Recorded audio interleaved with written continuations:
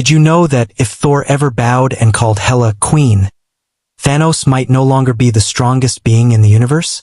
Sounds outrageous, right? But don't forget, Odin himself once said that both Thor and Hela draw their power from Asgard. That means as long as Asgard exists, so does their ever-growing strength.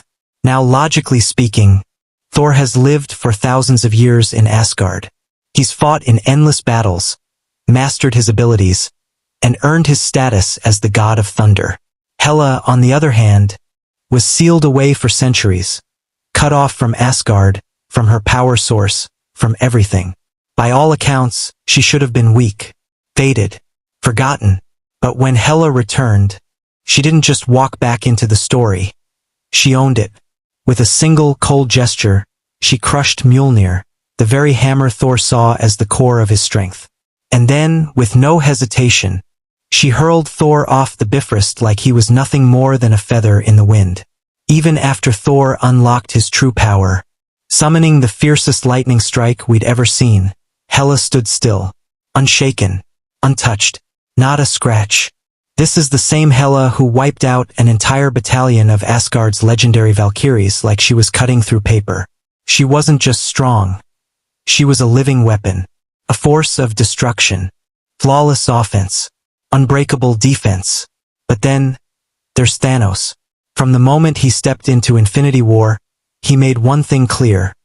This wasn't just another villain. He took down the Hulk with nothing but his bare fists. No stones. No tricks. Just brutal, efficient dominance. Even when he was bombarded by the full force of the Avengers, Iron Man, Doctor Strange, Spider-Man, and more, Thanos barely flinched. He bled once. That was it. Now imagine putting Thanos and Hela in a one-on-one fight. Sure, Thanos might hold his own for a few rounds, throw some heavy punches, land a few hits. But once Hela unleashes her full wrath, it's game over. Even the Infinity Stones, Thanos' ultimate obsession, would barely catch her attention.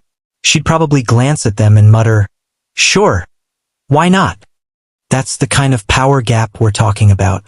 Still, Thanos isn't just brawn. He's a master tactician. He commands the Sanctuary too, a warship capable of wiping out civilizations. He's backed by the Black Order, and just one of them, Ebony Maw, could pose a serious threat to Hela. Meanwhile, Hela's army? Mostly undead skeletons. Intimidating, maybe, but not exactly tactical powerhouses. So if we're talking raw individual power, Hela wins.